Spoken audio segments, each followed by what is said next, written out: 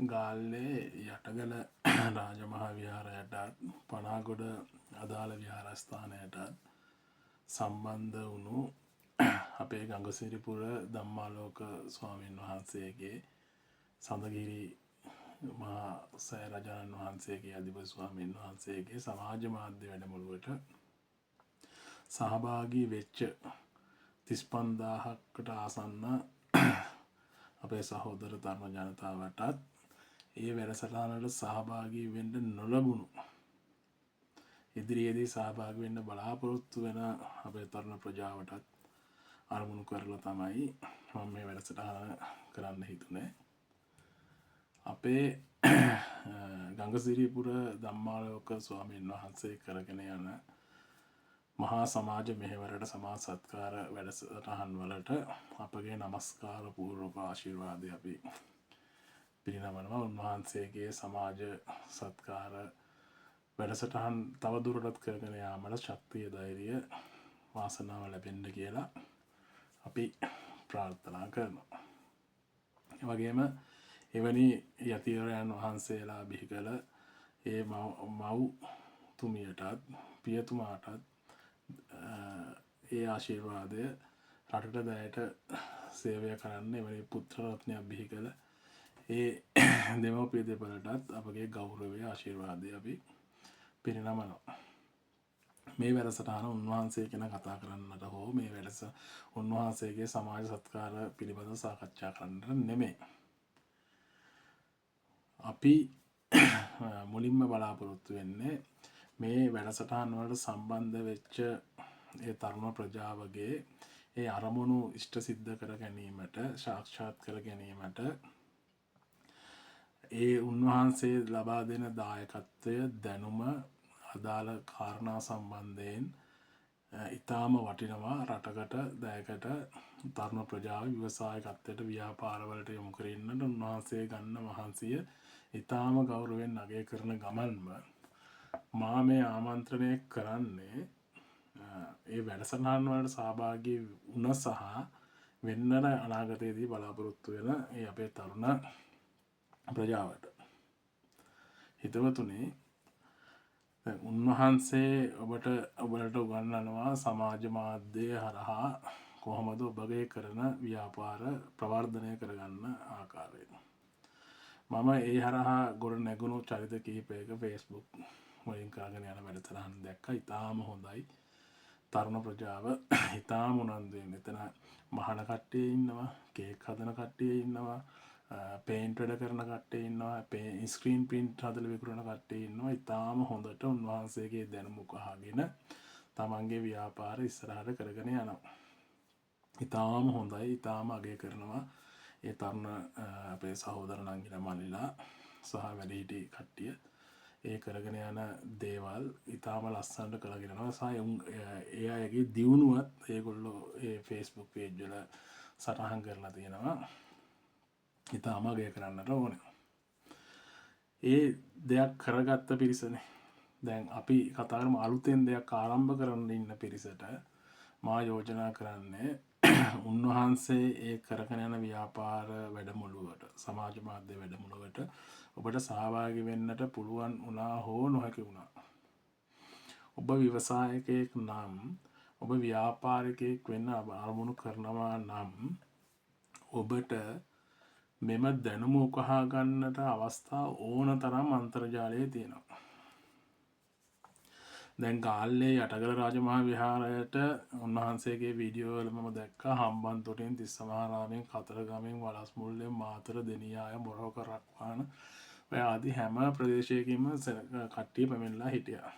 ඒකෙන් අපිට පේන්නේ ඔබ තුල ව්‍යාපාරයක් කිරීමට සහ මේ සම්බන්ධයෙන් ඉගෙන ගැනීමට තියෙන ආසාව, කැමැත්ත, කැපවීම ඒ තාම වටිනවා. නමුත් ඔබට මෙම කැමැත්ත, ආසාව, දැනුම ලබා ගැනීමට පිපාසයකින් ඔබ පෙනුණා නම් ඔබට මීට පෙරත් ඒ දැනුම ලබා ගැනීමේ අවස්ථාව ඔබගේ ඇඟිලි තුඩු මතම තිබුණා.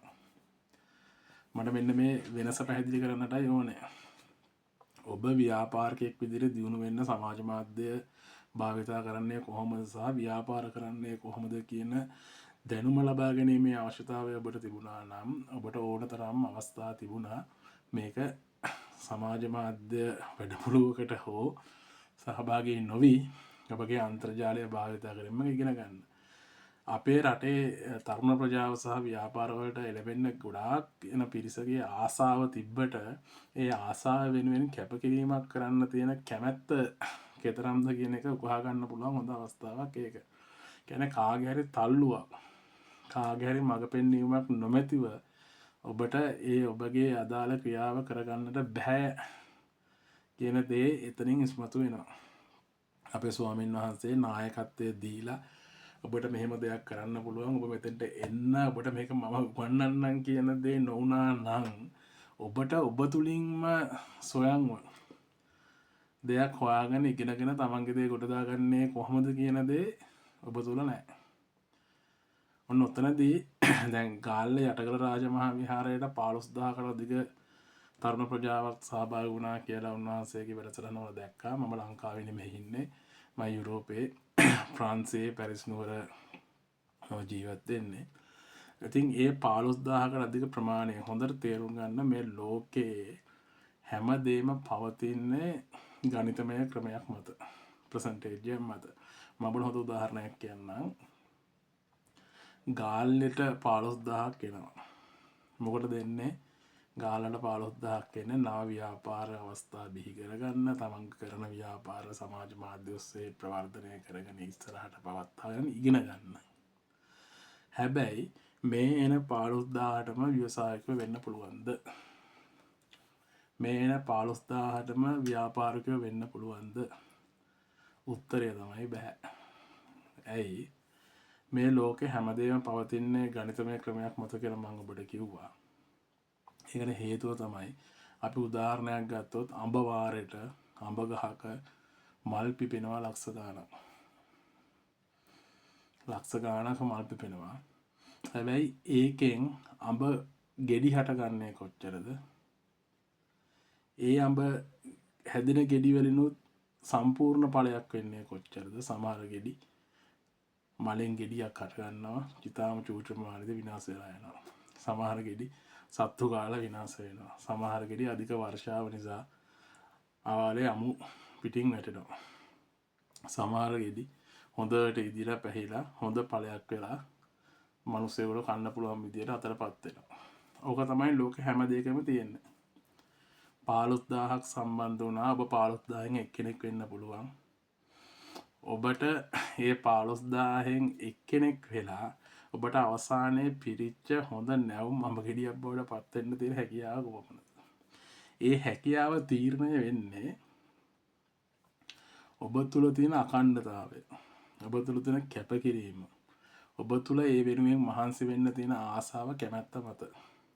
අපි රැල්ලට කොච්චර දේවල් පටන් ගත්තත් ඒ වෙනුවෙන් අපිට කැපකිරීම කරන්නට බැරි නම් ඒ වෙනුවෙන් අපිට අඛණ්ඩතාවයක් පවත්වාගෙන යන්න බැරි නම් සමාජ මාධ්‍යයට ඔබ එක වීඩියෝ එකක් දාලා මේක ප්‍රවර්ධනය කරගන්නේ කොහොමද? මේකට ෆලෝවර්ස්ලා ගන්නෙ කොහොමද? මේකෙන් මුදලක් හම්බ කරගන්නේ කොහොමද? මේකට කස්ටමර්ස්ලා හොයාගන්නේ කොහොමද කියන එක අපේ ස්වාමීන් වහන්සේ ඉගැන්නුවට ඒ දැනුමින් පමණක් ඔබට සාර්ථක වෙන්න පුළුවන් කියලා හිතන්නට එපා. එතෙන්ට තමයි මම ගත්තේ ඕගොල්ලන්ට ඔයිට කලින් ඔය උමනාව තිබුණා නම් නායකත්වයක් නැතුව මෙහෙවීමක් නැතුව මේ කරන්නේ කොහොමද කියලා ඉගෙන ගන්න උමනාව තිබුණා නම් ඔබලාට ඕන තරම් අවස්ථාවක් තිබුණා සමාජ මාධ්‍ය භාවිතා කරන්න කොහොමද කියලා ඇඟිලි තුඩු මතින්ම ඔබගේ දුරකථනයෙන් ඉගෙන ගන්න. ඔබ ඒ කලේ නැහැ. ඉතින් ඒකින්ද කවුරු හරි මඟ පෙන්වුවාම හරි ඒ වැඩසටහනට යොමු වෙලා ඒක තමන්ගේ ඔළුවට දාගෙන ඒ ඔස්සේ මාර්ගයේ ගමන් කරන එක ඉතාම වටිනවා. ඒක ඉතාම අගය කරනවා. නමුත් මෙතනින් එහාට ඔබ ස්ක්‍රීන් ප්‍රින්ට් හදනවා නම් ඔබ මහනවා නම් ඔබ කේක් හදනවා නම් ඔබ මොනවා හරි විසුරු භාණ්ඩ හදලා අලෙවි කරනවා නම් කොමන හෝ සේවාවක් අන්තර්ජාලය ඔස්සේ ප්‍රවර්ධනය කළ පවත්වාගෙන යනවා නම් ඒ ව්‍යාපාරය වෙනුවෙන් ඔබ කොහොමද අඛණ්ඩව පෙනී හිටින්නේ? ඔබ කොහොමද ගුණාත්මක සේවයක් ලබා දෙන්නේ? ඔබ කොහොමද ගුණාත්මක භාණ්ඩයක් මේ මිනිස්සුන්ට ලබා දෙන්නේ? තමන්ගේ පාරිභෝගිකයන්ට ලබා දෙන්නේ කියන කාරණා මත තමයි ඔබගේ ව්‍යාපාරය ඉස්සරහට පවතිනවද නැද්ද කියන එක දිනු වෙන්නේ තීරණය වෙන්නේ.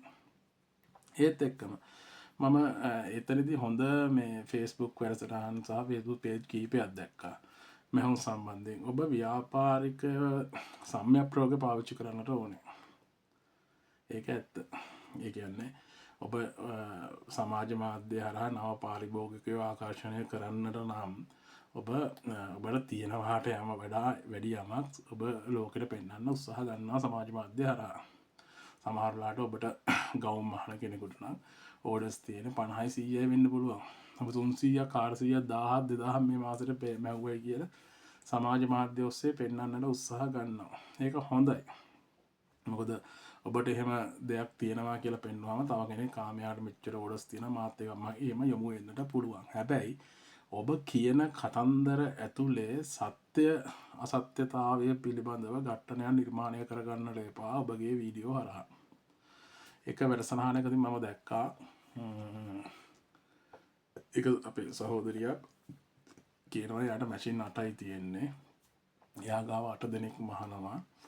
එතකොට එයා දාන එක ඩිසයින් එකක එක සාම්පල් එකකින් කෑලි 5000කට අධික ප්‍රමාණයක් එයා මහලා ඒක සමාජ මාධ්‍ය හරහා විකුණ ගන්නවාලු. සහෝදරියක් එහෙම දාලා තියෙන වීඩියෝ මම දැක්කා. ඕක සාමාන්‍ය පාරිභෝගිකයාට හරි. හැබැයි සබ්ජෙක්ට් එක දන්න සහ යමක් කමක් තේරෙන කෙනෙකුට ඔතන යම්කිසි ඝට්ටනයක් සහ ඔබ කියන කතන්දරයේ සත්‍යතාවය පිළිබඳව පොඩි ගැටලුවක් නිර්මාණය වෙනවා. හේතුව ළමයි 8 දෙනෙක්ගෙන් කෑලි 5000ක් මහන්න ඔබ මාසෙ පුරාම ඇහුවත් ඔබට ඒක කරගන්නට බෑ. ඒ කියන්නේ ඔබ කියන කරුණු එක මැච් වෙන්නේ නැහැ. මම මේක උදාහරණයක් ගත්තා. ඒකෙන්ද ඔබ පාරිභෝගිකයාව කැන්වස් කරද්දී අද පාරිභෝගිකයාට ආමන්ත්‍රණය කරද්දී සම්‍යක් ප්‍රයෝග පාවිච්චි කරලා කමන්නේ. අපි හැමදේම අපේ ලස්සනම දේන පෙන්වන්න උත්සාහ ගන්න. අපේ තියෙන වටිනාම දේවල් නේ අපි සමාජයට පෙන්වන්න උත්සාහ ගන්න. ඒක ප්‍රශ්නයක් නෑ. සම්‍යක් ප්‍රයෝග පාවිච්චි කරන්නට ඕනේ. හැබැයි ඔබ ඒ ආමන්ත්‍රණය තුල ඔබ කතා කරන දේ තුල ලොකු ගැප් නිර්මාණය කරගන්නට එපා. මම ඔබට යෝජනා කරන්නේ ඒකයි සහ මගේ අදහස මම විදිහට ඔබට යෝජනා කරන්නේ ඒ ලොකු ගැප් නිර්මාණය කරගන්න එපා. එතකොට ඒක අහන් ඉන්න පුද්ගලයාට හිතෙන්නට පුළුවන් මේ නැති දෙයක් බොරුවක් තමයි මේව කරන්නේ කියලා. කියන්නේ මැෂින් 8ක් තියෙන පුද්ගලයෙකුට එක පැටර්න් එකකින් විතරක් කෑලි 5000ක් මහන්නව නම් එතකොට එයා පැටර්න් 10ක් දැම්මොත් පැටර්න් 5ක් දැම්මොත් කෑලි 25000ක් මහන්න ඕනේ. ඉතින් එතකොට එතනදී තේරෙනවා සබ්ජෙක්ට් එක දන්න මිනිස්සුන්ට ව්‍යාපාර ලෝකේ ඉන්න මිනිස්සුන්ට මෙතනදී මේ පෙන්නන දේ සහ කතා කරන දේ තුල ලොකු ගැප් එකක් තියෙනවා කියලා. ඉතින් සමාජ මාධ්‍ය භාවිතාව ඉතාම හොඳයි. ඒ තුලින් ඔබ ව්‍යාපාර තරුණ ප්‍රජා ව්‍යාපාර ලෝකේ නැති කට්ටියක් ව්‍යාපාර වලට එනක හොඳයි. හැබැයි ඒ එනකොට ඔබ කරුණු කාරණා දැනගෙන හරියට අධ්‍යයනය කරලා අපේ හාමුදුරුවෝ ඔබට උගන්වන්නේ සහ ඔබ අන්තර්ජාල තුලින් හරි උගන ගන්න සමාජ මාධ්‍ය තුලින් ඔබ ව්‍යාපාරයක් ප්‍රවර්ධනය කරන ආකාරය විතරක් වෙන්නත් පුළුවන්.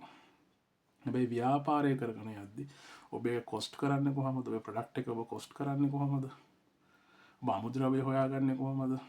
මේ හැම දෙයක් තුළම ඔබට තව ඔබට අනන්‍ය වූ කතන්දරයක් ගොඩනගා ගන්නට තියෙනවා. දැන් ගවුමක් වහන කෙනෙක් ගත්තොත් ඔබ දෙන්නට පුළුවන් අඩුම මිල මේකයි කියලා ප්‍රයිස් කරන්නට එපා. මම කියන මේ වැඩි මිලට වැඳුම් කරන්න කියලා නෙමෙයි. හේතුව ඔබ මේක කොස්ට් කරන ක්‍රමය ඉගෙන ගන්න.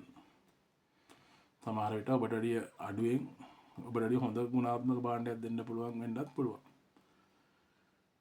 ඒකින්ද ඔබ කොස්ට් කරද්දී ඔබට මැෂින් වෙස්ටේජ් එකක් තියෙනවා, කරන්ට් බිලක් තියෙනවා, සේවක පඩනඩි තියෙනවා. ඔබ සමහර විට තාම ආරම්භයේ සේවකින්ට ETF, EPF ගෙවන්න නැති වෙන්න පුළුවන්.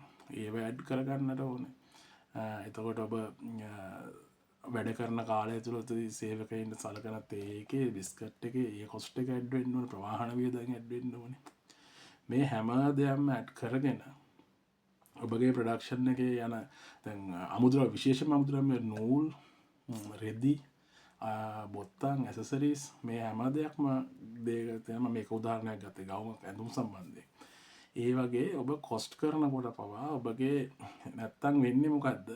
ඔබ ඉතාම ආකර්ශනීය ව්‍යාපාරයක් පටන් අරගෙන ඉතාම නොබෝ කාලෙකින් ඔබ ව්‍යාපාරය නවත්වීමට මොකද ඔබ හිතනවා සල්ලි එනවා ඇතුළට ව්‍යාපාරය දුවනවා කියලා නෑ. ඔබට ඒක තැනකදී බහිර වෙනවා.